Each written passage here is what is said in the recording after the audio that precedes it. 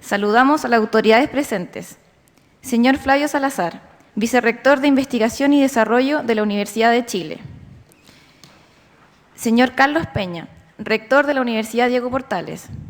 Señora Alejandra Misala, Directora del Instituto de Estudios Avanzados en Educación y del Centro de Investigación Avanzada en Educación, ambos de la Universidad de Chile. Señora Carolina Torrealba, Subsecretaria de Ciencia, Tecnología, Conocimiento e Innovación. Señor Julio Romero, Vicerrector de Investigación, Desarrollo e Innovación de la Universidad de Santiago. Señor Javier Pino, Vicerrector de Gestión Institucional de la Universidad de O'Higgins. Señor Dante Contreras, Director e Investigador del Centro de Estudios de Conflicto y Cohesión Social y profesor titular de la Facultad de Economía y Negocios de la Universidad de Chile. Decanos y decanas, panelistas, autoridades universitarias y público en general. Para dar inicio al seminario, invitamos al Vicerrector de Investigación y Desarrollo de la Universidad de Chile, señor Flavio Salazar.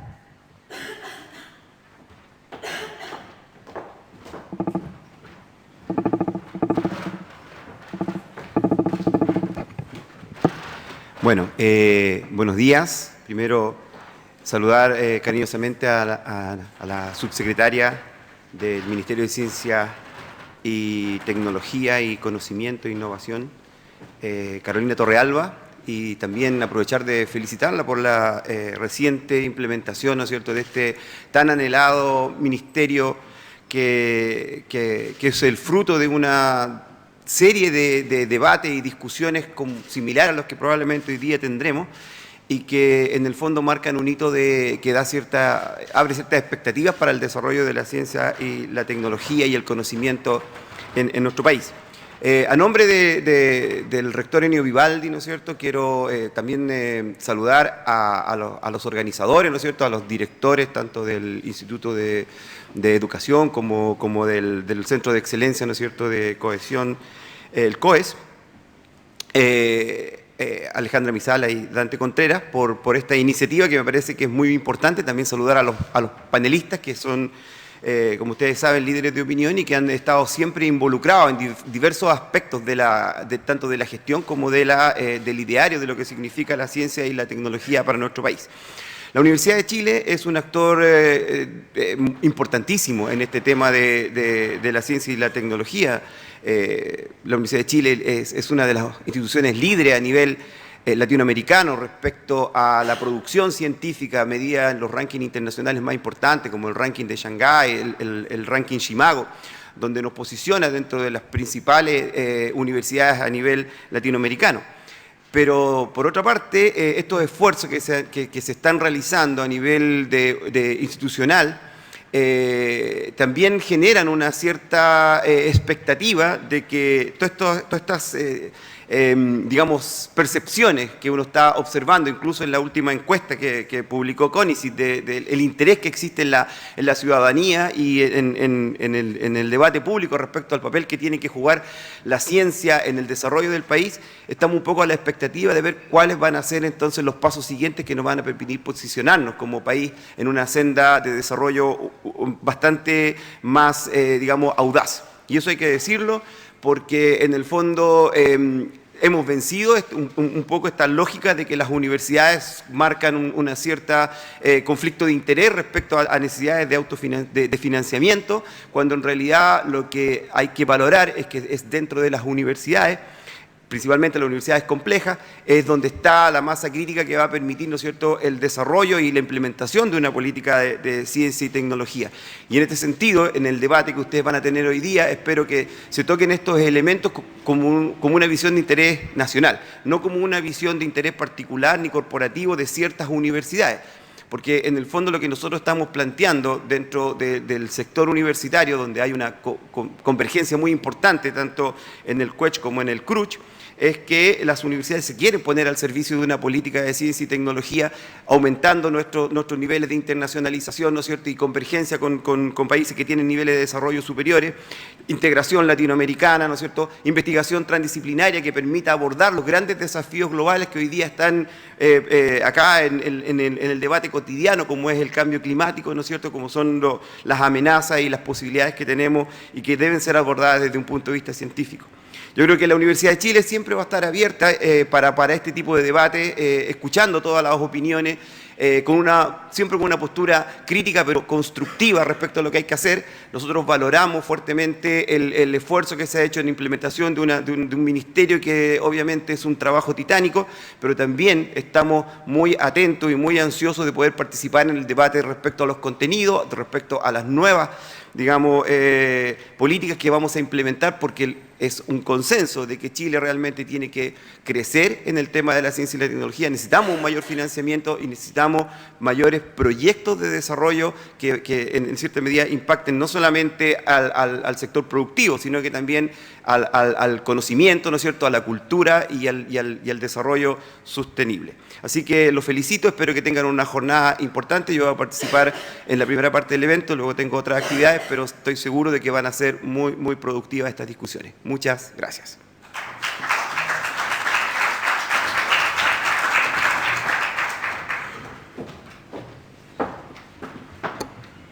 Gracias, señor vicerrector, por sus palabras iniciales. Excusamos al vicerrector, quien tendrá que retirarse más adelante.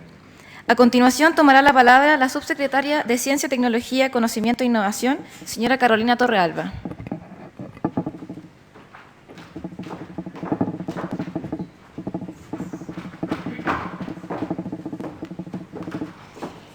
Hola, muy buenos días a todas y todos presentes. Voy a hacer míos los vocativos que también fueron expresados previamente.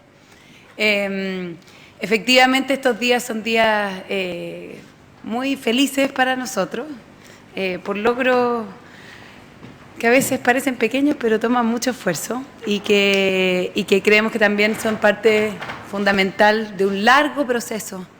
Y como bien decía el vicerrector, la instalación de un nuevo Ministerio de Ciencia, Tecnología, Conocimiento e Innovación tomó muchos años. Esto no es producto de los últimos 9 meses de gestión que hemos tenido el ministro Q y quien les habla, tampoco es producto de este gobierno, ni del gobierno pasado. Esto lleva, por lo menos, yo recuerdo, unos 8 o 10 años de discusión al menos intensiva, en distintas comisiones. Y yo creo que algo bien relevante es con un resultado en la maduración de nuestro discurso en general.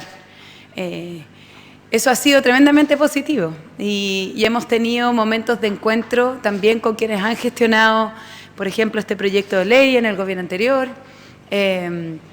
con personas que participaron activamente durante la discusión de la comisión y creo que tenemos todos la sensación de que es un proceso que se ha ido construyendo sobre el obrado o sobre quienes tuvieron sus liderazgos previos.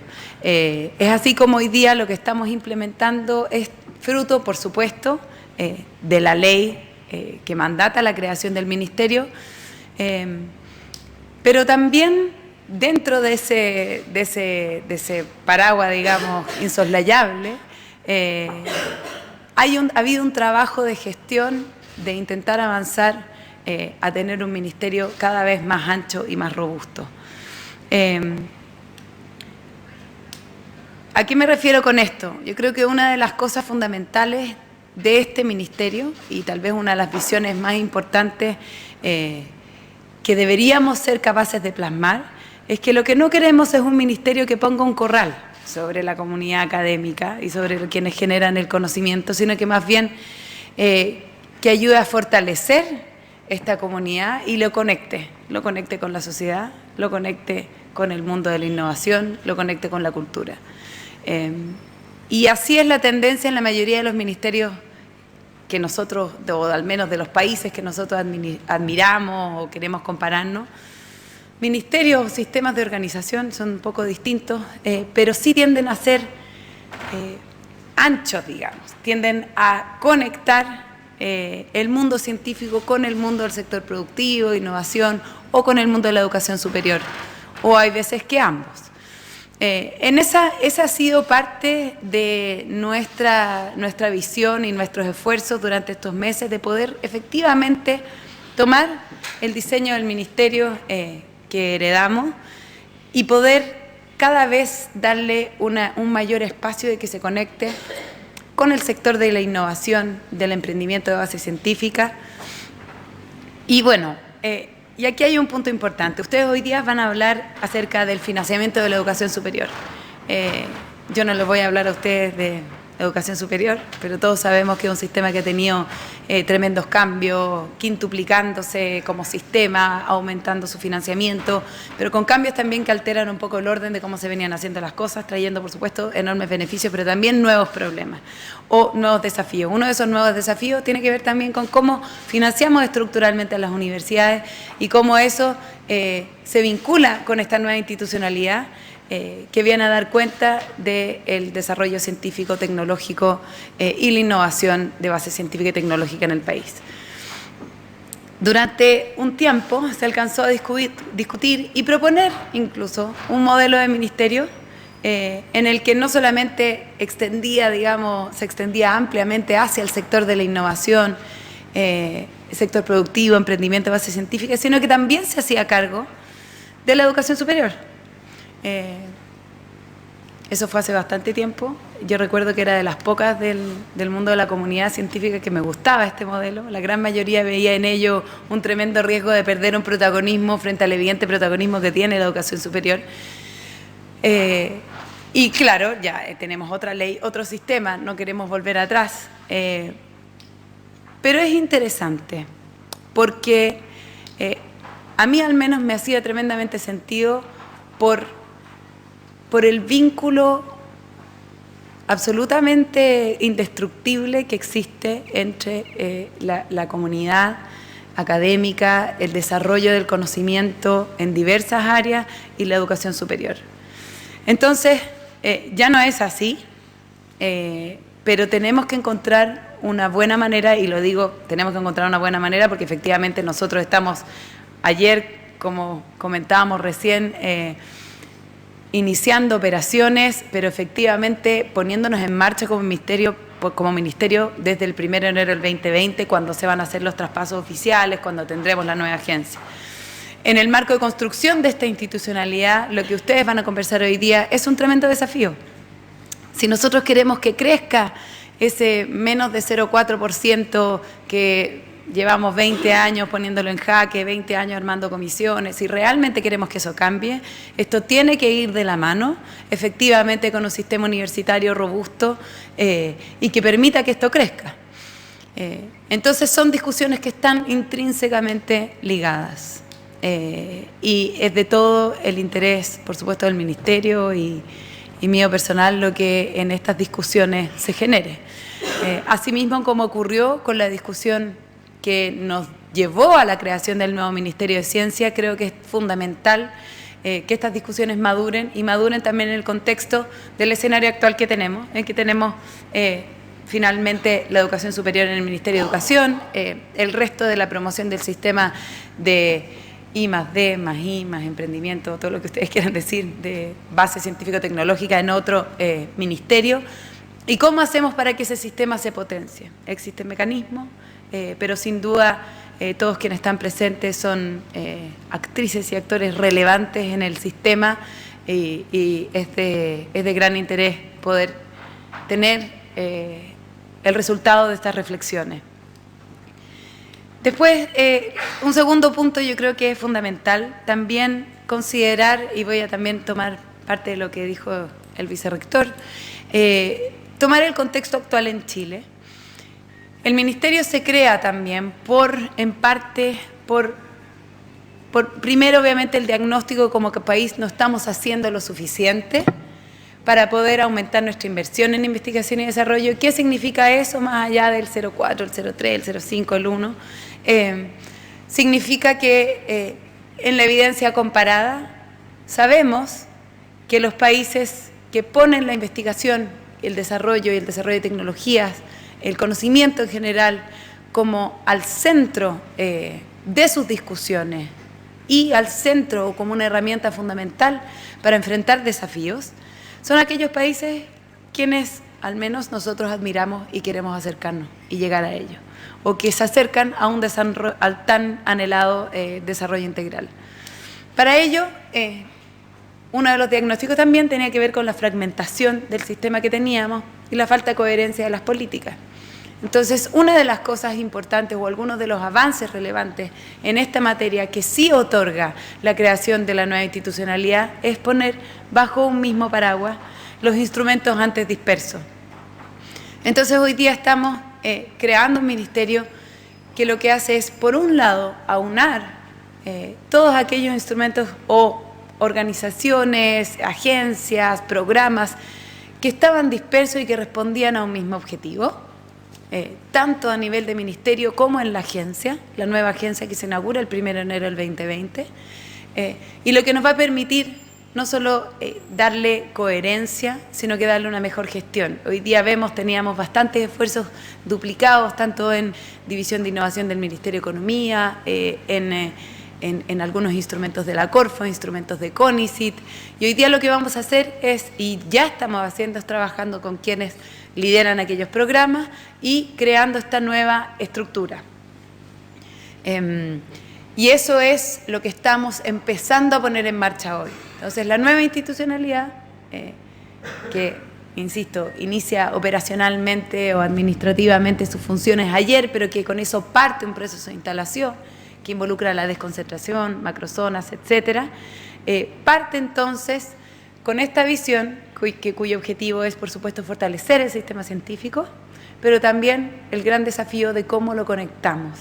Y es por ello que parte de las funciones fundamentales que queremos empezar a instalar en la subsecretaría precisamente es una división que es de ciencia y sociedad, que lo que busca es precisamente cómo conectamos la ciencia con la sociedad. Esto es muy amplio, ha tenido un desarrollo previo en un pequeño programa que se llama Explora y que precisamente es quien hizo esta encuesta de percepción social de la ciencia y la ciudadanía.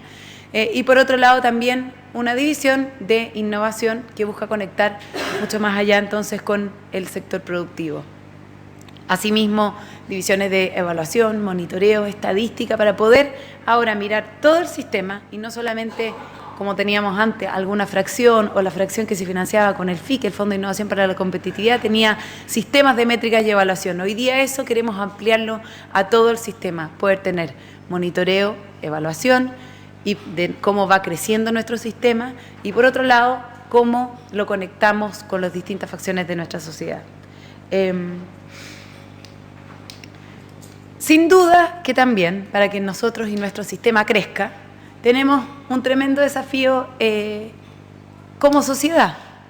Y esto pasa un poco lo mismo que con el tema del cambio climático y con la COP25, que hoy día está muy en boga. Hay ciertos temas que nos encanta a todos decir, hablar y decir que son, digamos, imposible que sigamos teniendo determinada situación, pero que nos cuesta muchísimo como sociedad movilizarnos a generar cambios en esa materia. Y yo creo que con respecto a la inversión en investigación y desarrollo, yo creo con respecto a la importancia de la generación de conocimiento, es uno que al parecer ha pasado un poco eso. Llevamos muchos años, muchos gobiernos, muchas comisiones presidenciales, muchos informes y hemos tenido cambios. Yo no soy de las que dicen que no ha pasado nada, creo que nuestro sistema ha crecido. El país que tenemos hoy día, el que tenemos hace 20 años, el sistema de investigación, la maduración es distinto. Hemos tenido una inversión que, claro, en porcentaje de PIB ha estado bastante estancada, en términos netos ha crecido, no ha tenido las fluctuaciones que ha tenido nuestros vecinos y nos ha ayudado a generar un país con una cierta solidez de nuestro cuerpo académico. Estamos todos de acuerdo que es pequeño y que tiene que crecer. Entonces, parte de nuestro desafío hoy día es movilizar ese diagnóstico tremendamente compartido a, efectivamente, acciones que generen cambio. Esas acciones que generan cambio, en parte van a estar dadas, por supuesto, por la construcción de esta nueva institucionalidad, por poder aunar los programas, evitar las fragmentaciones, generar una mejor gestión. Tenemos que hacer importantes mejoras de gestión al sistema. La agencia necesita partir con metas de gestión radicalmente mejores a las que tiene históricamente. Y eso es un diagnóstico que estamos hoy día haciendo y preparando para el minuto de entrada en funcionamiento. así como tener políticas públicas participativas y que también nos ayuden a mirar el sistema con un todo, como un todo, y que nos permita empujar juntos el barco en una dirección consensuada. Sin embargo, como les decía, y aquí la universidad también tiene un tremendo rol, tenemos un desafío más allá de estas salas de discusión, más allá de las oficinas del ministerio, y más allá de las puertas de las universidades, y que tiene que ver con cómo la sociedad percibe esto, cuánta importancia efectivamente le damos. Porque yo siempre digo, el aumento del presupuesto no se trata de que uno vaya al Congreso a pedir un porcentaje del PIB. Uno va a proponer algo que tiene sentido a quienes representan a la sociedad que los eligió. Y eso es fundamental que empiece a cambiar o empiece a mejorar cada vez más la percepción que tiene la sociedad acerca de la importancia de la investigación, y que podamos avanzar hacia un consenso social que necesitamos subir, mejorar como país en todos aquellos indicadores al respecto.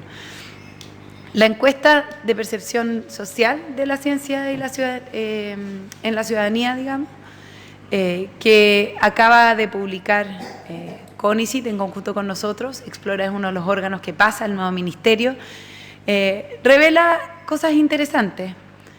Una de ellas es que los académicos, la gente, los científicos, la gente que hace investigación, los investigadores e investigadoras, son tremendamente valorados. De hecho, con el ministro ayer nos reíamos porque en el segundo lugar de valoración o de respeto por la ciudadanía se encontraban los científicos justo pegaditos después de los médicos, con un porcentaje cerca del 80%. Y en el último lugar, por supuesto, estaban los políticos, así que tuvimos una baja importante en nuestra propia aprobación de manera muy vertiginosa.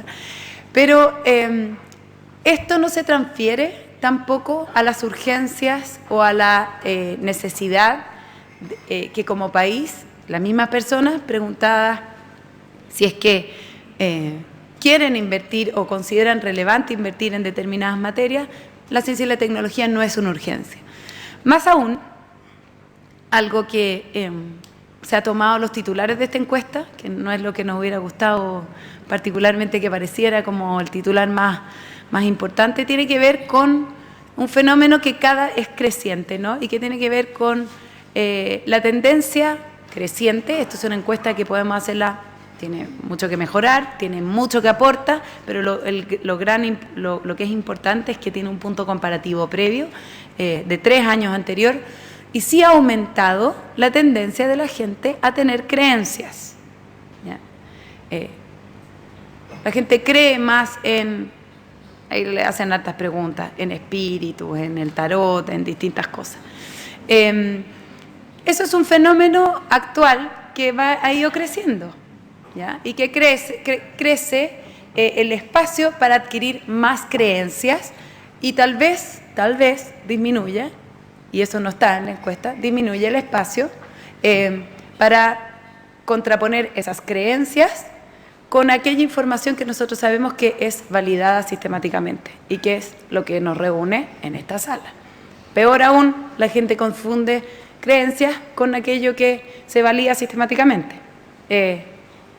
Y eso genera mayores confusiones y más dificultad de poner estos temas como ejes fundamentales en un desarrollo que ya no tiene que ver con las universidades, ni con su financiamiento, ni con el ministerio, sino que con cómo queremos construir una sociedad y bajo qué parámetros queremos darle gobernabilidad, políticas públicas o instalar discursos culturales en un país.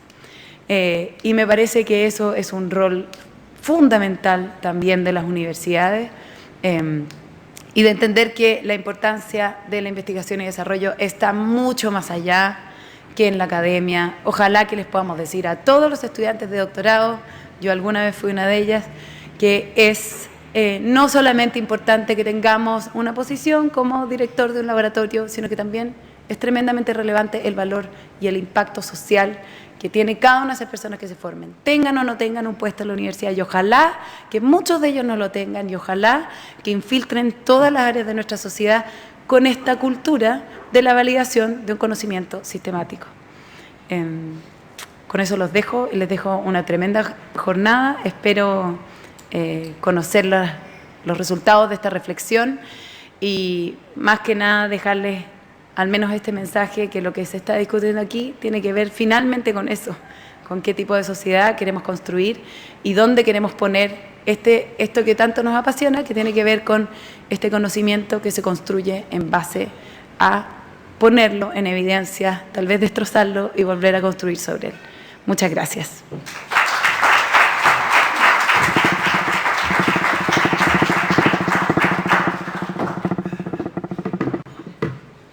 Gracias, señora subsecretaria.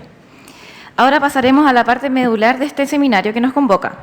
Nos acompaña un destacado panel que discutirá sobre el financiamiento de la investigación, creación e innovación de las universidades chilenas. Presentarán Marcela Angulo, directora en la sede de Santiago de la Universidad de Concepción. Es ingeniera civil con especialización en hidráulica y sanitaria y doctora en ciencias ambientales por la Universidad de Concepción. Anteriormente fue gerente de capacidades tecnológicas en Corfo y gerente corporativa de sustentabilidad en Anglo American. José Miguel Benavente, ingeniero civil e industrial, doctor en economía por la Universidad de Oxford y profesor titular de la Universidad Adolfo Ibáñez. Fue profesora a jornada completa durante 15 años en el Departamento de Economía de la Universidad de Chile. Actualmente es jefe de la División de Competitividad e Innovación del Banco Interamericano de Desarrollo y columnista permanente del Diario Financiero. Y Carlos Peña, rector de la Universidad Diego Portales y profesor asociado de la Universidad de Chile. Es abogado de la Universidad Católica de Chile, magíster en Sociología por la misma Casa de Estudios y doctor en Filosofía por la Universidad de Chile. También es vicepresidente de CIPER y columnista dominical del diario El Mercurio. Moderará esta sesión la profesora Alejandra Misala, directora del Instituto de Estudios Avanzados en Educación de la Universidad de Chile.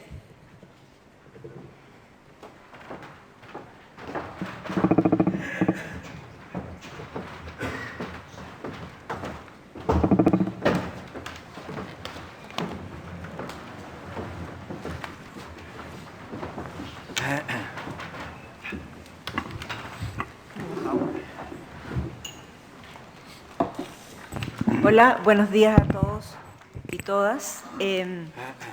Tal como mencionaba la subsecretaria del Ministerio de Ciencia, Tecnología, Conocimiento e Innovación, estamos en un momento particular en Chile respecto no solamente a una nueva institucionalidad de la ciencia, sino también de cambios importantes en las universidades con la nueva Ley de Educación Superior.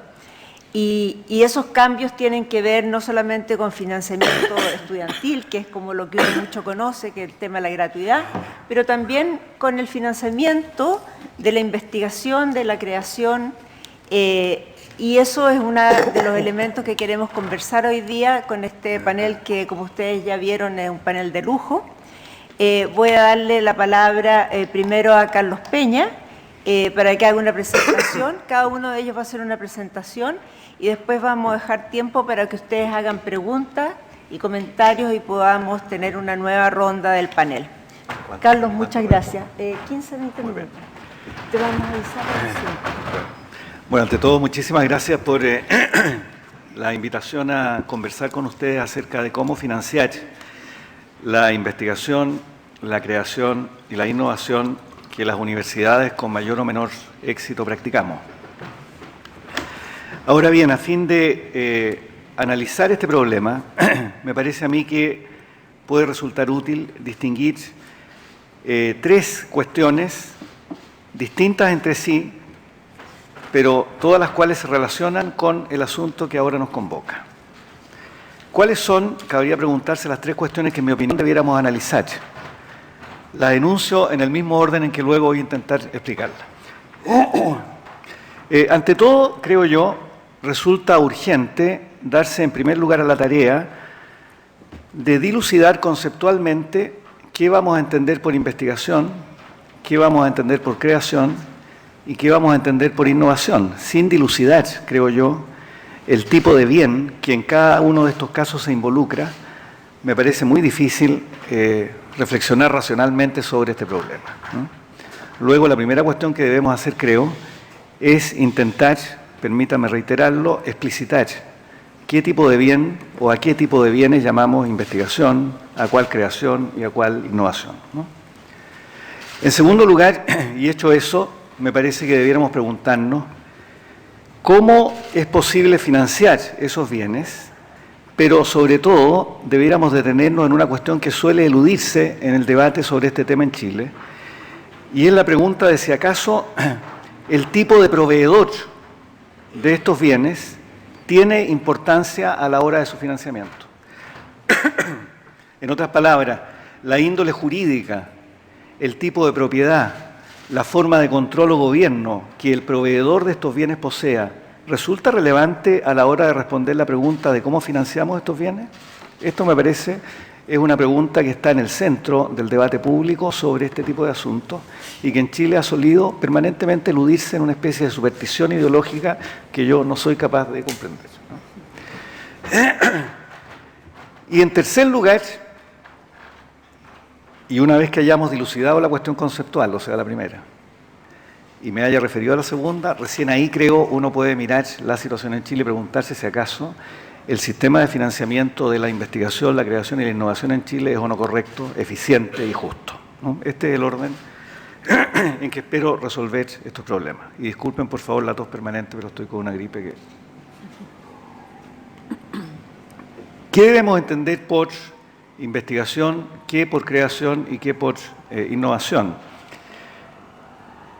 Me parece que antes de responder siquiera esa pregunta, es necesario tener en cuenta o tener presente una distinción que la literatura económica, pero no solo la literatura económica, como ustedes saben, suele esgrimir en este tipo de asuntos, y es la distinción entre bienes públicos por una parte y bienes privados por otra parte. Es decir, bienes públicos, es decir, aquellos bienes que no admiten rivalidad para su consumo, donde el coste inducido por un consumidor adicional es igual a cero y en consecuencia bienes, enseña la literatura económica, pero no solo la literatura económica, claro está, puesto que esta es una distinción muchísimo más antigua incluso que la disciplina que hoy día llamamos economía.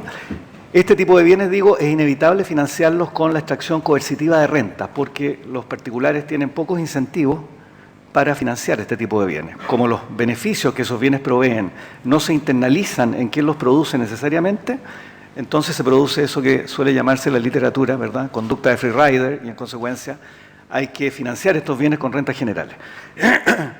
Los bienes privados, en cambio, así los podemos llamar, son bienes cuyos beneficios se internalizan en el sujeto que produce el bien en cuestión. Estos son los tipos puros conceptuales, ¿verdad?, de bien privado y bien público. Pudiéramos decir, ¿no?, que en el bien público hay divergencia entre los beneficios sociales y los privados, y en el bien privado, en cambio, hay coincidencia entre el coste social o coste privado de producirlo. Pues bien, ¿qué ocurre con estos conceptos a la vista con la investigación? La investigación, me parece a mí, en ciencias tradicionalmente llamadas básicas, lo que llamaríamos tradicionalmente ciencias naturales, como oposición a ciencias de la cultura, creo yo, merece ser calificada sin ninguna duda de bien público, en el sentido que acabo recién de explicitar, ¿no? Sobre eso yo no tendría ninguna duda y creo que esto es muy relevante a la hora de decidir cómo financiarlo. Pero me parece que es útil llamar la atención acerca de la investigación en quehaceres distintos al de las ciencias básicas. Déjenme detenerme brevemente para plantear un problema, porque de eso se trata esto, en la investigación en humanidades. Porque la particularidad que tienen las humanidades y las ciencias sociales es que en ellas se entrelaza el punto de vista que suponemos neutral de la ciencia, con todos los problemas epistémicos que eso tiene, desde luego, pero que podemos dejar al margen, ¿no?, con el punto de vista ideológico del observador que se ocupa de este tipo de asuntos. En otras palabras, el problema que tienen las humanidades a la hora de decir cómo financiarlas es que el observador modifica e influye el objeto que observa, y este por su parte reobra sobre el observador. Lo cual quiero decir es que las humanidades tienen la particularidad que modelan el tipo de vida que tenemos en común, ¿no? El tipo de historia que usted haga, el tipo de literatura que haga, el tipo de filosofía que promueva tiene que ver en la manera como vivimos.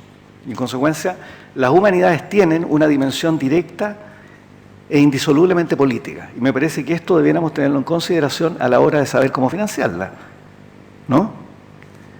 Porque, ¿qué pasa con las humanidades para poner un problema, que cultiva una universidad confesional, por ejemplo?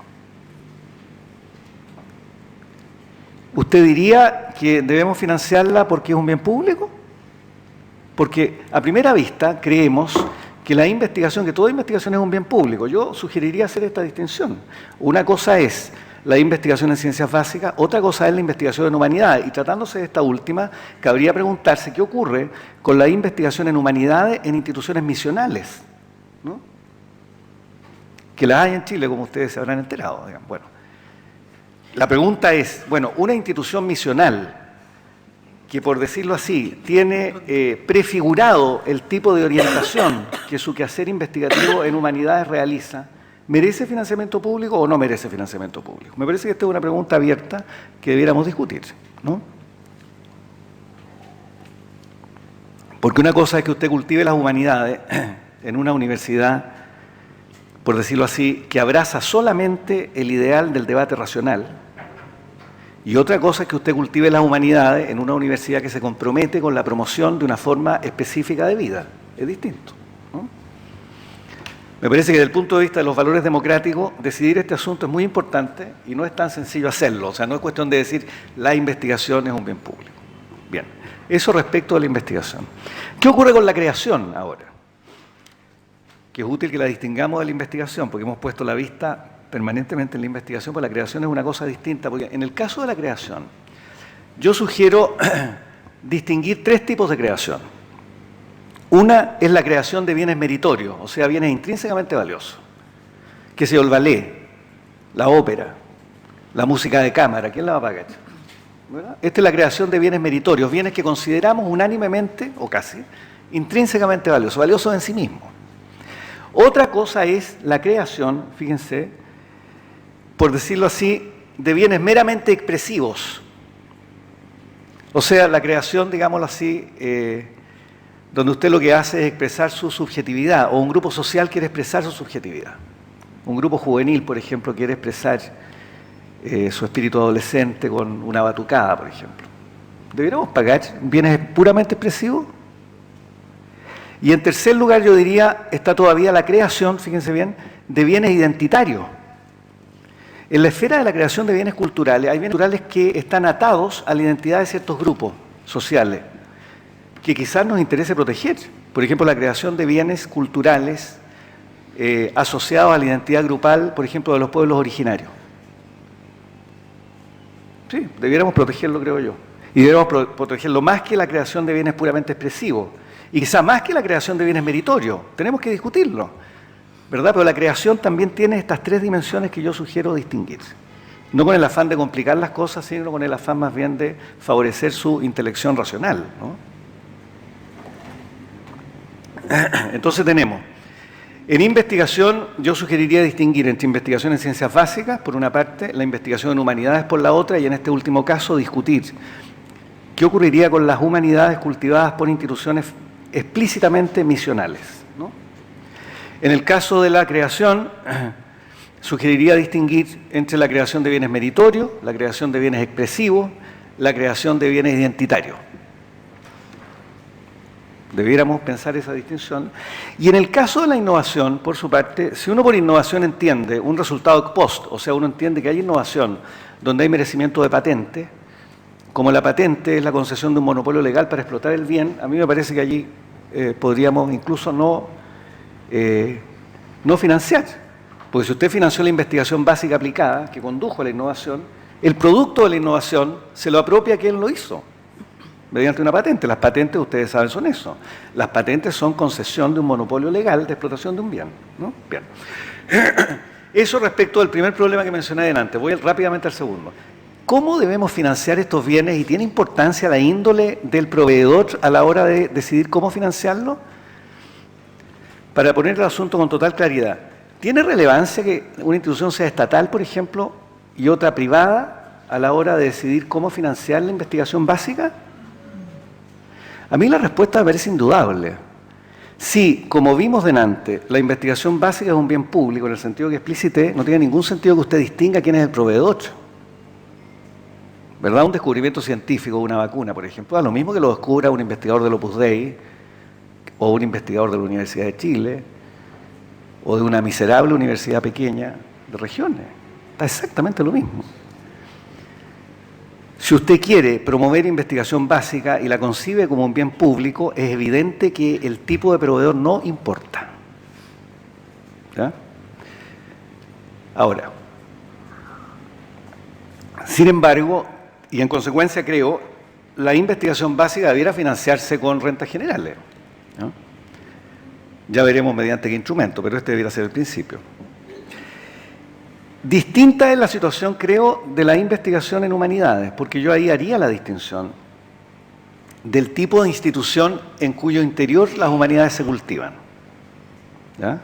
Porque si usted es una institución misional, permítame exagerar las cosas, si usted es una universidad de los testigos de Jehová, que las hay en el mundo, y usted quiere promover como indispensable para la salvación no transfundir sangre, por mucho que eso tenga una amplia reflexión tipo humanidades y un amplio desarrollo literario, a mí no me parece que uno deba financiar eso. Porque esa es una específica forma de vida, ¿verdad?, que está sometida a la competencia de la cultura democrática, pero que tiene que ser financiada por quienes la sostengan, ¿no? Pero, en cambio, una institución que cultive los valores y las virtudes propias del debate racional y en cuyo interior, en consecuencia, las humanidades se cultiven sin ninguna cortapisa, no estén arrojadas por ningún principio previo, no cabe ninguna duda que allí sí ese debate contribuye a una sociedad más reflexiva acerca de sí misma y en consecuencia merece financiamiento con rentas generales. Esta es la distinción que yo sugeriría en este caso hacer, ¿no?, respecto de las humanidades. Yo sé que trazar esa línea no es fácil, pero me parece que este es el principio orientador a la hora de asignar los recursos. Y en el caso de la creación, y desde luego, para el financiamiento de la investigación en humanidades, basta que la institución de que se trate abrace, los valores o las virtudes propias del debate racional para que todo lo demás sea prescindible. Es evidente que una institución privada puede abrazar los valores del debate racional. La Universidad de Concepción, ¿no?, es un ejemplo paradigmático de eso. Las universidades estatales en esto tampoco tienen ninguna ventaja. Ser estatal a usted no le garantiza ser extremadamente racional, ¿no?, como es obvio. Ser privado tampoco, desde luego. Son características posteriores, ¿no?, adscripciones posteriores a la índole del quehacer, más bien. Dicho eso, voy ahora al tema de la creación. En el tema de la creación distinguida en antes la creación de bienes meritorios, es evidente que los bienes meritorios, por 20.000 razones, entre otras porque se trata de bienes en cuya producción hay neutralidad tecnológica y en consecuencia se trata de bienes inflacionarios, cada vez son más caros, cuesta más financiarlos, usted no puede financiar bienes meritorios con reglas de mercado, esto es evidente, lo sabemos largamente, ¿no? Luego, si usted quiere tener ópera, quiere tener música de cámara, quiere tener un coro, que son puros bienes meritorios, neutros a la tecnología o a la mejora tecnológica, es decir, cuyos costos nunca disminuyen, usted tiene que financiarlos con rentas generales. Usted puede decir no tenerlos, desde luego, pero si decide tenerlos, tiene que financiarlos con rentas generales. Los bienes meritorios son bienes que se deben financiar con extracción coercitiva de renta. En el caso de los bienes o la creación de bienes puramente expresivos, yo los pondría al final de la lista y tendería a favorecer los bienes, la creación de bienes identitarios. Me parece que ese es un bien público extremadamente relevante en una sociedad democrática. Creo yo que los grupos, las minorías, tienen derecho a fortalecer su identidad y a que el aparato de transmisión cultural, el más importante aparato de transmisión cultural que tiene la sociedad, que son las universidades, contribuyan a la preservación de bienes identitarios propios de una sociedad democrática. Una sociedad democrática respetuosa de la identidad de sus miembros tiene que proteger ciertas identidades y, en consecuencia, la creación de bienes identitarios tiene que estar protegida y financiada. Por supuesto, acá tampoco importa, permítame reiterarlo, la índole del proveedor, de quien cree los bienes, ¿no? No importa quién cree un bien meritorio, ¿no? Si usted hace una estupenda ópera, da lo mismo que usted la haga en una institución privada, pública, estatal o no, digamos, ¿no? Si usted aplicara ese criterio, desde luego a la ópera, por ejemplo, tendría que suprimirla entera, o a la música, a la filosofía también, desde luego.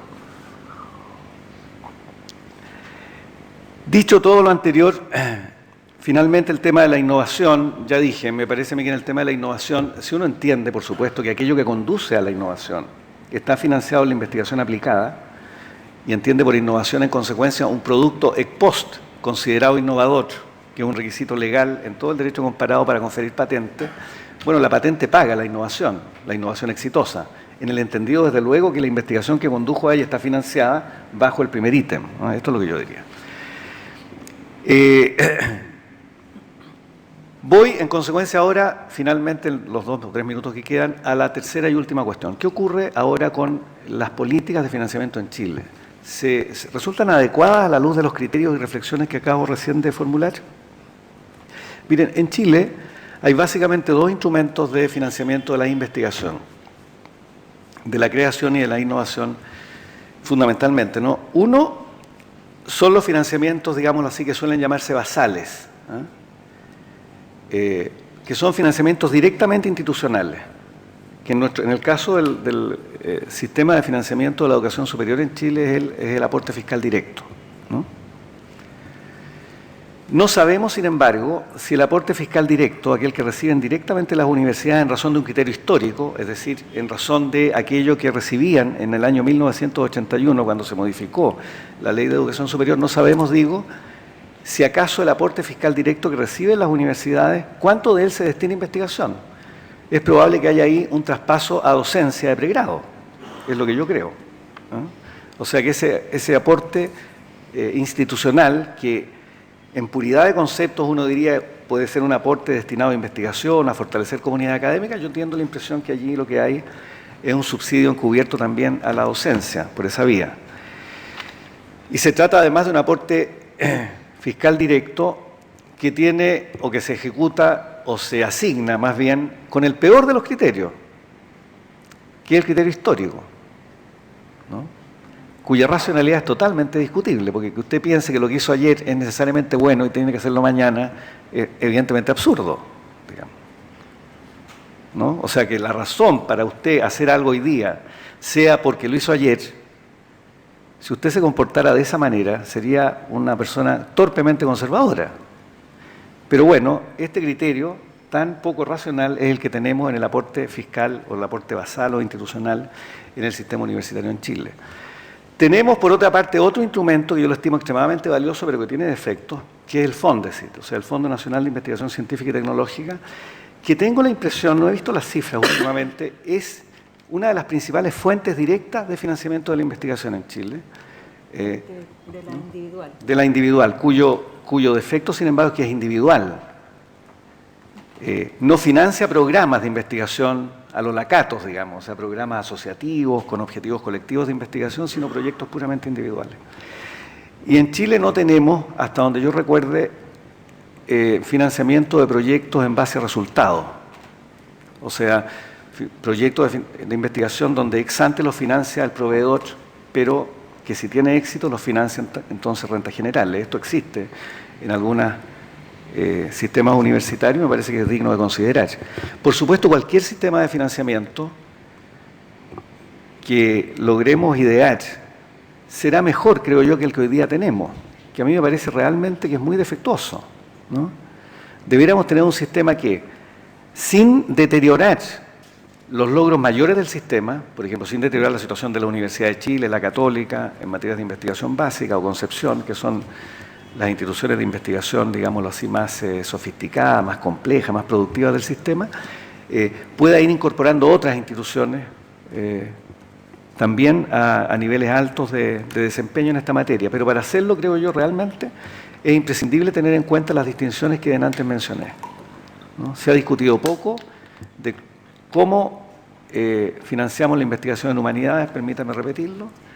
Se ha discutido poco cómo financiamos la creación de bienes meritorios o de bienes identitarios. Y hemos reflexionado poco sobre el tema de la innovación y las patentes, porque se habla mucho que la investigación es un bien público, pero deja de serlo, ¿verdad?, cuando hay patentes, claramente. Y en consecuencia allí el estatuto que debiéramos asignarlo desde el punto de vista del financiamiento debiera inevitablemente cambiar. Bueno, muchísimas gracias.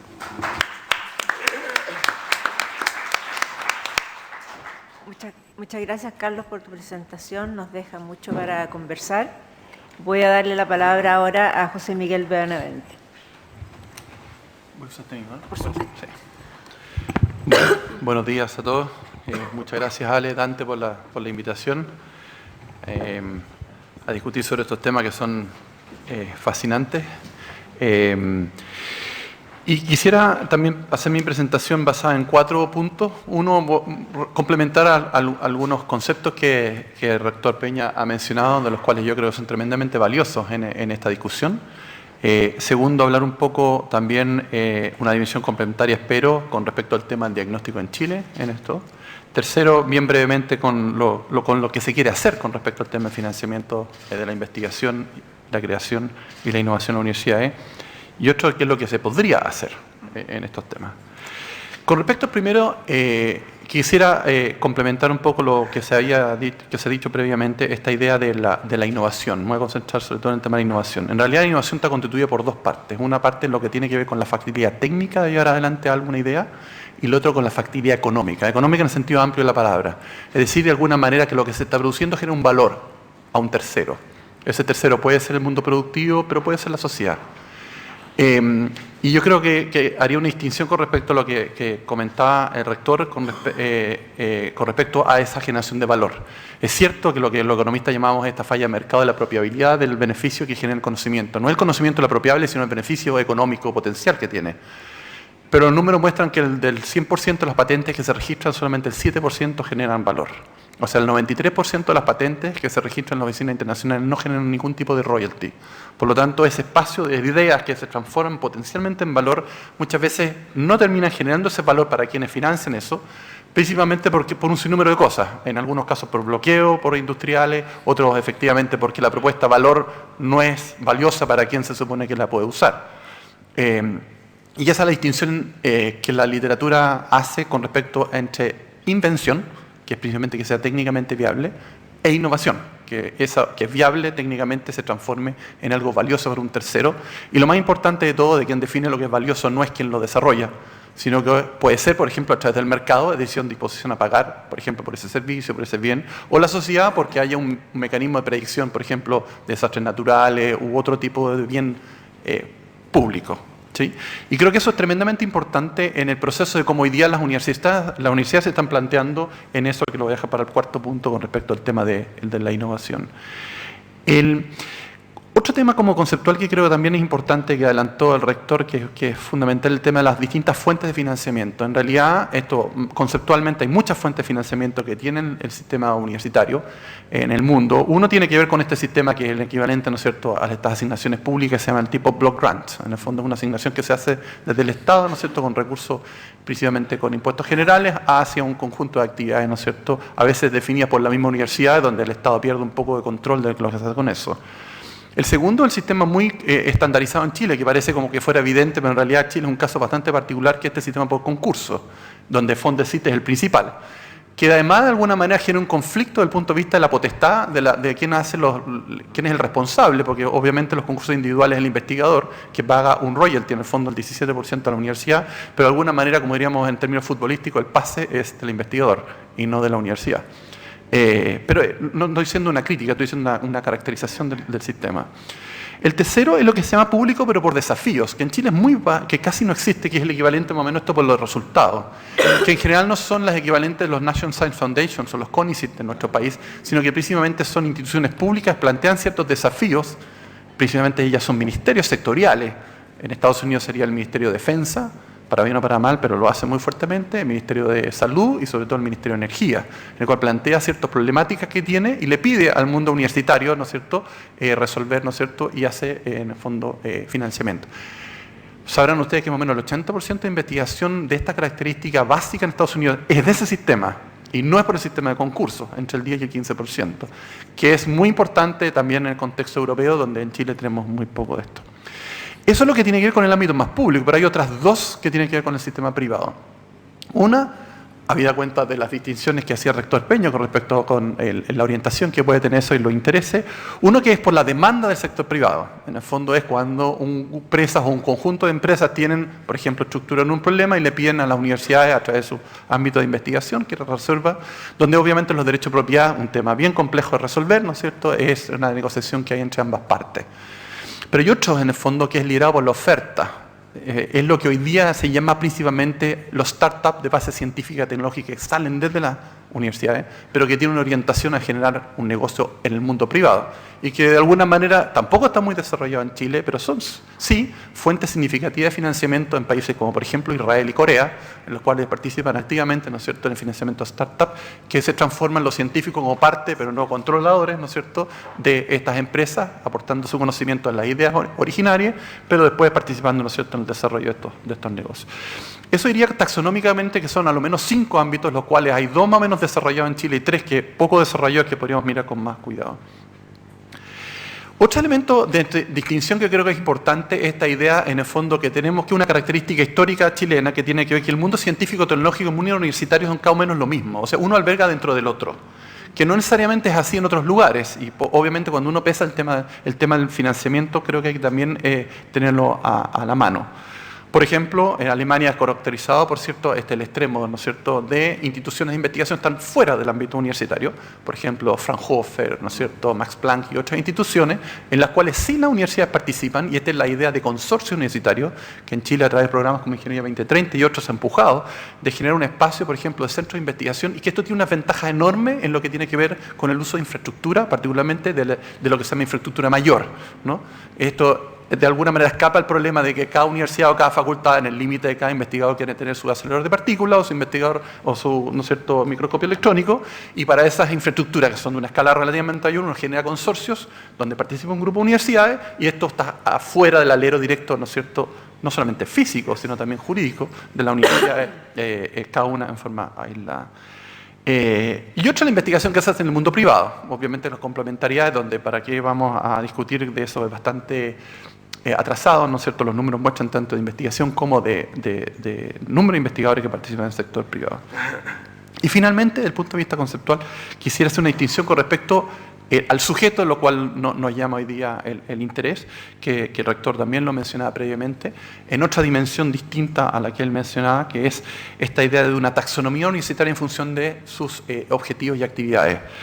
El mundo inglés, a través de un informe reciente, mostraba en el fondo que uno podría caracterizar, y muchos de nosotros ya estamos familiarizados con estas universidades que son más o menos un carácter docente, de aquellas universidades que son de investigación y de aquellas universidades que son complejas.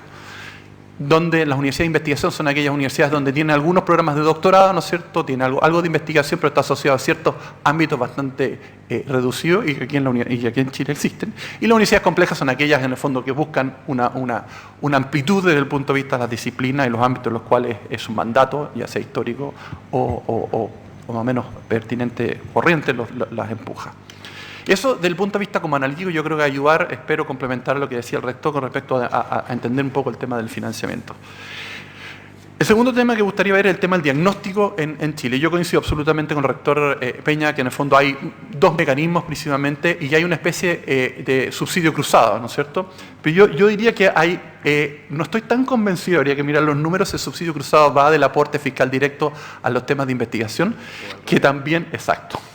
O cuánto hay de un subsidio al revés. Y el problema del subsidio al revés, principalmente de que los pregrados, a través de lo que aportan las familias, principalmente en Chile, va al tema de investigación, obviamente ha generado un problema mayúsculo con respecto al tema de la gratuidad. Es decir, en el fondo, que si aquellas universidades, sobre todo de investigación las complejas, recibía este financiamiento cruzado desde las aranceles hacia la investigación, obviamente esto les pone una situación más allá de las que el mismo rector Peña nos podría contar. Hay otras desde el punto de vista del financiamiento de la investigación que es tremendamente importante. El segundo es ¿cómo que se llama? Las figuras de las oficinas de transferencia tecnológica. Un elemento que creo que también es bueno tenerlo a la par, que en general, en promedio, en el mundo, ninguna oficina de transferencia tecnológica genera rentas importantes para las universidades. En ningún lado. Ni en MIT, ni en Harvard, ni en la Universidad de Cambridge, ni en las universidades, salvo muy contadas excepciones. Sí, solo Cambridge, sí. Y entonces, tiene su motivo. Eso no significa de que parte del prestigio de su tercera misión de la universidad esté a través de la transferencia, ¿no es cierto?, conocimiento que se genera en las universidades. O hay instituciones como el Instituto Weizmann en Israel, que también tiene, por ejemplo, algo en esa dirección. Pero no es la tónica. Y es poco esperable en el futuro que esas sean fuentes de financiamiento relevantes en la actividad científica y tecnológica de la universidad. Porque no lo son. Al lado de quien recibe estos conocimientos, pero desde el punto de vista de la universidad, siempre en el margen van a tratar de buscar financiamiento a través de fondos, de estos 5 fondos que recién les mencionaba. Otro elemento también característico desde el punto de vista del diagnóstico es la poca especialización de la oferta, digámoslo así, de que hay desde la universidad para atender a una demanda que puede ser pública o privada. Para hacer el contrapunto de que lo que oferta que hay en instituciones de investigación, de universitaria, particularmente en el mundo del Oriente. O sea, hoy día, tanto China como Corea, por dos casos, tienen universidades que tienen en su título lo tecnológico y están buscando liderar, ¿no es cierto?, los rankings internacionales en el ámbito específico de ciertas disciplinas u áreas. Las universidades complejas en Chile, todavía incluso las mismas universidades, ¿no es cierto?, de investigación no tienen este sello, o es difícil, salvo una universidad que yo conozco, la Universidad Técnica Federico Santa María, que tiene lo técnico metido en el nombre y la técnica del Estado antiguamente, como incluso el mismo nombre de alguna manera no como da una señal de los intereses de foco que quieren darle, ¿no es cierto?, dentro de sus estrategias.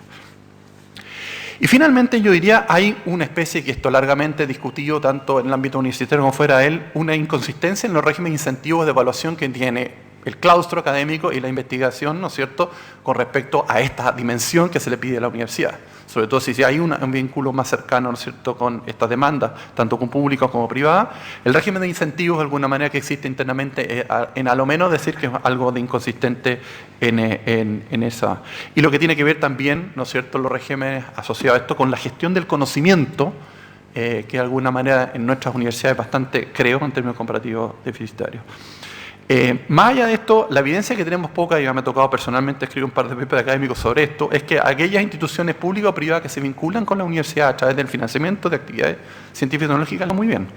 Apalancan recursos del mundo privado, por ejemplo, con lo cual es una buena señal, generan orientaciones, en el fondo. Hay una larga discusión que de repente se desvían las agendas de investigación, y en un caso muy conocido entre la Universidad de Berkeley, ¿no es cierto?, en realidad California y Novartis, que terminó finalmente cambiando completamente la agenda de investigación, y es un costo que obviamente hoy día ya aprendimos de eso, pero en general el vínculo genera externalidades positivas internas y externas.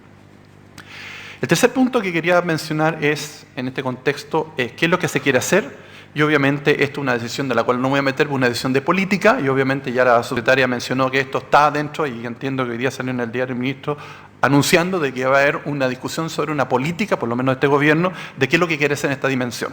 Por lo tanto, lo dejo ahí. Pero el cuarto punto, y con esto cierro, ¿qué es lo que se podría hacer?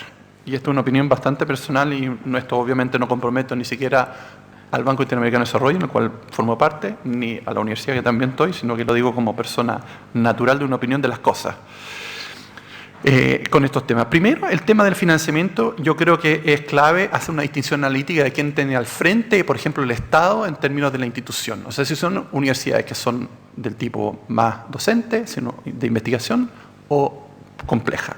Yo creo que claramente el sistema tiene que ser mucho más transparente, estas asignaciones directas que hace el Estado, con exigencias al tipo de universidades que tiene, y si alguna universidad quiere transitar de transformarse en una docente de investigación o de investigación a compleja, hay mecanismos, hay incluso experiencias, sobre todo la inglesa, de que se puede hacer y apoyarlo en esa transición. Esto requiere obviamente muchos deberes y derechos, pero también requiere financiamiento y por lo tanto un compromiso de las universidades para hacer este proceso, pero el financiamiento es inconsistente. Es decir, aquellas universidades complejas obviamente necesitan un sistema de block grant, en los cuales de alguna manera se pida a través de periodos largos, 5 años, y después otros 5 años, qué es lo que han hecho con esos recursos para fomentar específicamente temas de investigación, de creación, ¿no es cierto?, y en la parte más tecnológica de la innovación, y dar cuenta de que se ha hecho con esos recursos que sacan de las rentas.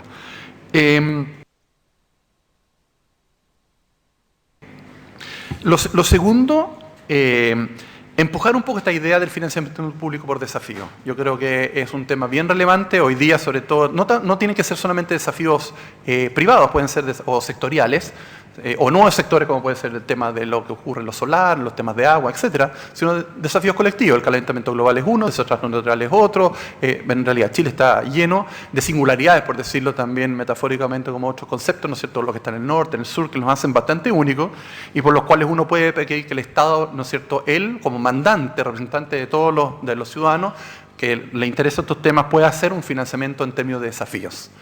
Hay una discusión, obviamente, con respecto a los temas de propiedad intelectual, de los resultantes, esto que creo que vale mucho la pena poner. El tercer tema, que lo que se podría hacer, es también mirar con un poco de cuidado lo que hizo Estados Unidos con los Bayh-Dole y mirarlo con un poco más de cuidado con respecto a los temas de derecho de propiedad, de lo que se está generando en las universidades.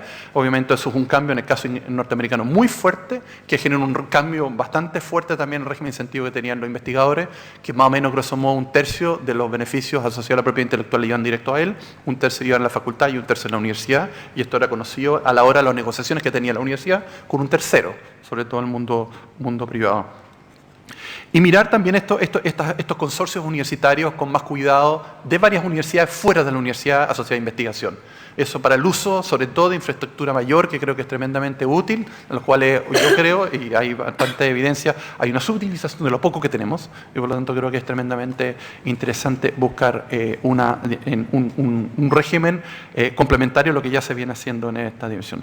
Creo que esos son algunas propuestas que creo podrían orientarse a fortalecer el tema del financiamiento, que claramente está en una situación de estrés actual por el régimen, obviamente, de financiamiento, el cambio que ha tenido recientemente, sobre todo en los temas de pregrado, y mirando un poco la experiencia de otros países que lo han hecho, y creo que esta mirada también desde más de desafíos y singularidades puede ayudar a complementar lo que se ha venido haciendo en esta temática.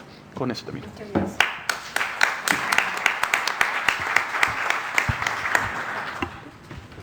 Le voy a dar la palabra ahora a Marcela. Marcela tiene una presentación. Muchas gracias. No nos habíamos puesto exactamente de acuerdo, pero qué bueno que me tocó al final, porque yo traigo una visión un poco más pragmática, menos conceptual, pero que se sustenta mucho y se apoya en varias de las distinciones que ustedes han hecho respecto del tipo de los bienes, de cuáles son esta especie de taxonomía y yo traigo en particular una visión sobre mecanismos de financiamiento de investigación, desarrollo e innovación colaborativos orientados por misión, que es probablemente el tema que... No, estoy bien aquí.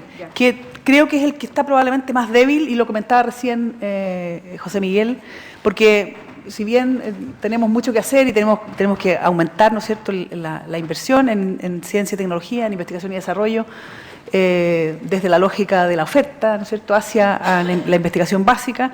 Yo creo que donde tenemos en Chile la gran deuda es que no hemos sido capaces de conectar al mundo de las universidades con el mundo privado para generar esfuerzos colectivos que tengan escala, que tengan impacto, que realmente sean capaces de mover la aguja en alguno de los ámbitos, y en particular en aquellas áreas donde se requiere esta lógica de orientación por misión, desafíos en donde efectivamente hay temas que son muy endémicos, que son muy propios de Chile, que nadie más los va a investigar, que nadie más los va a resolver. Entonces, quería justamente traer algunas de estas, esto ya lo comentaron, de este concepto de que esto es un ecosistema que tiene múltiples relaciones, y yo quería un poco traer esta lógica, y José Miguel ya dio el dato. Aquí hubo una añeja discusión de cuál era el origen de la innovación, ¿no es cierto? En los 50 y los 60, este famoso libro de Vannevar Bush, The Endless Frontier, decía que toda la innovación venía de este ciclo, de esta trayectoria lineal, desde que se generaba el conocimiento, eso se llevaba después a un prototipo, etcétera. Bueno, esa lógica es como del orden del 7%. Todo el resto, hoy día, la evidencia es que es el resultado de un caos creativo, donde en este ciclo de innovación puede entrar distintos actores en distintos momentos y pueden volver a entrar una y otra vez hasta que eso termina en una innovación. En los 60 y los 80 hubo el otro extremo. Las empresas decían, no necesitamos a la ciencia para nada, todo se resuelve entre nosotros y nuestros clientes. Y hoy día la visión moderna es que efectivamente aquí hay un espacio de co-creación, estos conceptos de innovación abierta que se han instalado en el mundo, donde empresas y corporaciones enormes han decidido no tener más grupos de I+D internos, sino que generar toda la innovación de forma abierta, colaborando con investigación, con universidades, porque entendemos hoy día que el conocimiento es casi ubicuo, que el conocimiento se está generando en muchos lugares a nivel internacional, y por lo tanto es muy difícil que uno pueda, con una unidad cerrada, ¿no es cierto?, entre cuatro paredes, tener o apuntarle, ¿no es cierto?, a esa innovación que va a cambiarle la vida a las personas. Entonces, hoy día, y siempre mirando en esta lógica de la orientación por misión, porque tengo mucho respeto por la ciencia en general, pero creo que en un país pequeño que tiene pocos recursos y que tiene que decidir dónde va a poner los recursos extra que esperamos que lleguen con la nueva institucionalidad, tiene que tomar algunas definiciones. No puede ser para todo, no vamos buenos en todo ni vamos a poder resolver todos los temas. Entonces, de alguna forma, algún grado de priorización, y José Miguel estuvo en esa comisión que se llamó Ciencia para el Desarrollo, donde tuvimos en una mesa mucha gente discutiendo, bueno, ¿cómo hacemos para de alguna forma priorizar y tener más probabilidad de éxito en el resultado de esas iniciativas? Y llegamos a un acuerdo que era que al menos, deberíamos partir con que al menos el 30% del financiamiento de investigación y desarrollo fuera orientado por misión, para que pudiéramos abordar grandes desafíos que tiene nuestra sociedad. Y entonces, en esta lógica de que no hay una coalición, sino que al contrario hay un espacio de creación de valor en términos de que las empresas y el Estado tienen que resolver problemas complejos de sustentabilidad, de salud, de educación, etcétera, y las universidades, por otro lado, están formando capital humano, están creando conocimiento y que tienen posibilidad de ponerlo al servicio de estos grandes desafíos colectivos. Entonces, yo me atreví un poco en esta lógica a hacer un poco una taxonomía, para que estemos todos entendiendo lo mismo. Cuando hablamos del ciclo de la innovación, hablamos desde el conocimiento fundamental, la ciencia básica, hasta productos en el mercado. Y aquí usamos algunos estándares. Y después, desde los bienes públicos o privados, ¿no es cierto?, aquellos que son menos apropiables, que son bienes públicos netos, a otros que son más apropiables. Y entonces usamos ciertas definiciones, perdón, me fui hacia atrás. En esta lógica, aquí hay una lámina que algo no salió, pero la NASA estableció en los 70 un concepto del Technology Readiness Level, el nivel de madurez de la tecnología, que va desde 1 hasta 9. 1 es el conocimiento fundamental, que se empieza a generar en las universidades con investigación básica. 2, 3 recién es una prueba de concepto, discrepo del rector, en este caso, las patentes normalmente se hacen con conocimiento de nivel 2 y 3.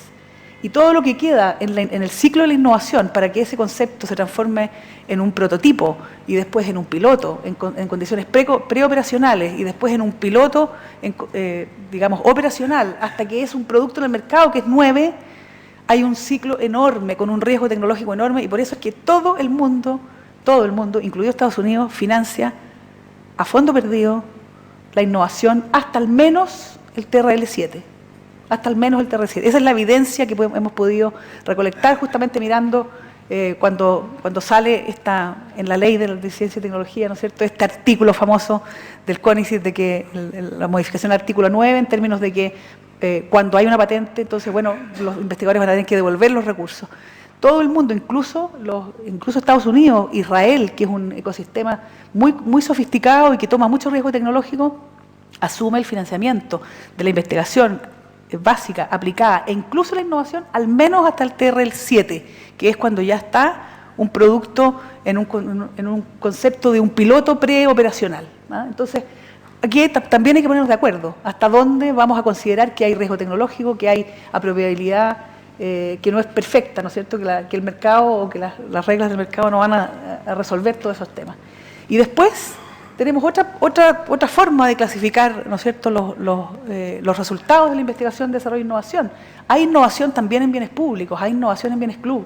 ¿Qué duda cabe? Voy a poner el ejemplo más adelante en Chile, pero en términos de plataformas, la estrategia de inteligencia artificial de Francia se basa en gran parte en lo que hace INRIA, ¿no es cierto?, que es un instituto tecnológico, un instituto científico y tecnológico del Estado, que lo que ha tomado una definición de generar las plataformas de machine learning, de deep learning y de inteligencia artificial de código abierto, es decir, todo el mundo puede experimentar sobre esas plataformas y a partir de eso generar productos y servicios apropiables. Pero hasta ese nivel todavía son productos, plataformas, ¿no es cierto?, que son colaborativas, en donde no hay una apropiabilidad directa por ninguna de las instituciones que contribuye a su creación. Entonces, un poco teniendo la lógica, esta simplificación extrema de la taxonomía, porque obviamente que es una simplificación muy gruesa, hoy día en Chile tenemos más o menos espacios en estos, yo me atreví a ponerlos así, tenemos en el ámbito más de los bienes públicos y de bienes club, pudiéramos decir, un espacio donde están los institutos tecnológicos públicos que en Chile están absolutamente abandonados, en Chile, en Latinoamérica. En el mundo los institutos tecnológicos públicos cumplen un rol muy relevante porque generan bienes públicos que son relevantes para la investigación y para la innovación, en tanto transversal como en sectores. Yo me puse 2 ejemplos aquí. Tenemos, no sé si todos conocen, el INFOR, el IFOP. El IFOP hace el monitoreo y la investigación de los stocks de pesca, que son los que, en definitiva, permiten fijar las cuotas de pesca y que regulan a un sector enorme de la economía. Si eso no existiera, no podríamos tener una mínima información de calidad para poder regular un sector económico. Lo mismo en la marea roja. El INFOR hace los inventarios de bosque nativo, por ejemplo, y en base a eso tomamos decisiones respecto de cómo la política forestal tiene que ir avanzando. O también se mueve un poquito más hacia los bienes club y genera los estándares para que podamos empezar a usar la madera en construcción, ¿no es cierto?, madera estructural, porque las especies que hay en Chile no están en ningún otro lugar del mundo, por lo tanto uno no puede traer un estándar de Alemania e instalarlo en Chile, tiene que crear un estándar y para poder hacer un estándar hay que hacer mucha investigación. Entonces esto yo diría que es un tema que en Chile no se habla, a mí me tocó llevarlo en la Corfo, con José Miguel peleamos para poder instalar esto y afortunadamente logramos que la actual ley que está en marcha visibilizara este espacio y creara un comité Corfo de institutos tecnológicos que también generara una política y de financiamiento de largo plazo para sostener este tipo de bienes públicos y bienes club que son relevantes no solo para la sociedad, sino también para sectores económicos completos. Después tenemos centros y grupos asociativos de investigación y desarrollo. Todos conocemos, aquí hay de varios tipos, hay los de CONICIT de los asociativos, ¿no es cierto? Puse algunos ejemplos aquí, puse los FONDAP, que son en áreas prioritarias, y también la iniciativa científica Milenio, que es la que ha permitido también generar estas especies de esfuerzos colaborativos multiinstituciones con una mirada de más largo plazo, que van teniendo una mezcla de investigación básica, conocimiento básico, pero que se están moviendo crecientemente y uno mira cuando le ponen los incentivos, cuando le ponen los indicadores o las métricas que le están pidiendo que cada vez se muevan un poquito más hacia la investigación aplicada y hacia la vinculación con potenciales actores del mercado o de la sociedad que estén interesados en usar esos digamos, resultados. No voy a entrar en detalle porque yo creo que con el nuevo ministerio y con la nueva política esto va a cambiar todo, van a tomarse definiciones. Sabemos que hubo un grupo de trabajo que estuvo mirando la lógica de los centros de largo plazo y que estamos hoy día con estos instrumentos del CONICIT, que son estos puentes, ¿no?, que permiten, que en el fondo lo que estamos haciendo es esperando que la política se defina respecto de cómo se va a hacer el financiamiento de largo plazo. Y termino comentando un poco esto, que es lo que más conozco, porque me tocó llevarlo muchos años en la Corfo, que tiene que ver con cómo se vinculan las universidades y los centros de investigación con el mundo privado. Y hay decenas de estos consorcios funcionando hoy día, algunos de ellos muy exitosos. Traje solo 3 de 3 distintas generaciones de consorcios. Uno de ellos Biofrutales, uno de los más antiguos, un consorcio de la industria de la fruta, con muchas universidades que han estado sistemáticamente durante 15 años haciendo mejoramiento genético para que la fruta chilena siga siendo competitiva en los mercados internacionales. Si no existiera mejoramiento genético como hace este consorcio o el consorcio de la fruta, probablemente Chile tendría bien poco que decir en uva de mesa, en cerezas hoy día, que estamos teniendo un tremendo potencial, etcétera. Esto está bien oculto, pero es tremendamente relevante. Y efectivamente aquí hay investigación aplicada que está mucho más cerca del mercado, pero que todavía tiene un riesgo tecnológico enorme, porque aquí hay pura ciencia detrás. Aquí hay ciencias, digamos, ómicas en general, que tienen unos periodos larguísimos y que efectivamente son difícilmente apropiables por quien hace una inversión. De más está decir que el mundo privado todavía invierte muy poco en esto. Consorcios en tecnología biomédica, por ejemplo, BMRC, un consorcio que partió hace muchos años y donde confluyen, y con eso quiero terminar después, una serie de iniciativas que estuvieron antes, que estuvo un Instituto Milenio, varios Fondesit, varias líneas de investigación que permitieron generar las bases para que después uno pudiera asomarse a conversar con la industria farmacéutica para tratar de transformar esos resultados en un producto específico. Y ahora uno más reciente, que yo creo que es totalmente relevante, que es el consorcio de ingredientes funcionales y aditivos naturales, donde justamente Chile lo que está haciendo es intentando moverse de ser un exportador de productos frescos solamente a ampliar la exportación de productos con mayor valor agregado y por lo tanto poner en valor toda la biodiversidad que tenemos a través de ingredientes funcionales, aditivos que efectivamente se puedan meter en las cadenas globales de los alimentos a nivel mundial y por lo tanto movernos de exportar solo fruta fresca o pescado, digamos, en filete, a productos de valor agregado que generen una industria local mucho más sofisticada. Aquí quiero mostrar un ejemplo que es de mi universidad, que es uno de los últimos en el mundo de las industrias 4.0. Esta es una tendencia, así funciona más o menos un consorcio de esta naturaleza. Hay varias instituciones tecnológicas que colaboran, aquí varias universidades nacionales e internacionales. Se genera un modelo de operación y una serie de empresas empiezan a vincularse para generar aplicaciones concretas del conocimiento que se está generando en las universidades. Esto permite que la universidad pueda seguir formando capital humano, alumnos de pregrado, alumnos de doctorado, tesis de doctorado o de magíster, con pertinencia a resolver cosas muy concretas y empieza a generar este tipo de vinculaciones que, como les digo, en el mundo están los consorcios Magnet en Israel, los TECs en Finlandia, los CRCs en Australia. Esto es pan de cada día, lo mismo que los horizontes 2020 de los programas marco de la Unión Europea. Yo creo que aquí tenemos una deuda enorme y tenemos que definir muy bien, y aquí conecto con la discusión de si es que merecen o no financiamiento público, si tienen que devolver o no ese financiamiento. Hicimos una mirada grande de cómo opera el mundo y cuáles son las razones por las cuales se ha decidido en otros países financiar y hacer mecanismos reembolsables o parcialmente reembolsables. Yo creo que aquí hay un tema que no hemos resuelto, que no hemos sido capaces de mirar el conjunto para hacer conversar mejor las distintas fuentes de financiamiento en el ciclo de innovación.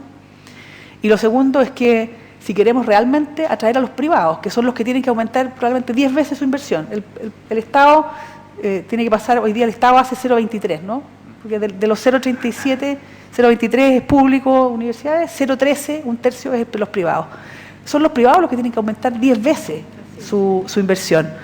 Para que nosotros seamos capaces de atraer a los privados y poner digamos, en valor toda la investigación que se hace en las universidades, tenemos que ser capaces de resolver desde el día 1 las implicancias que esto tiene respecto a propiedad intelectual y la transferencia tecnológica. Es decir, si es que vamos a tener que devolver los recursos, tiene que estar claro desde el primer día. ¿Y cómo vamos a diferenciar si los recursos de ese proyecto, de eso que realmente tuvo éxito, era de Corfo, o era de Milenio, o era del Fondesit?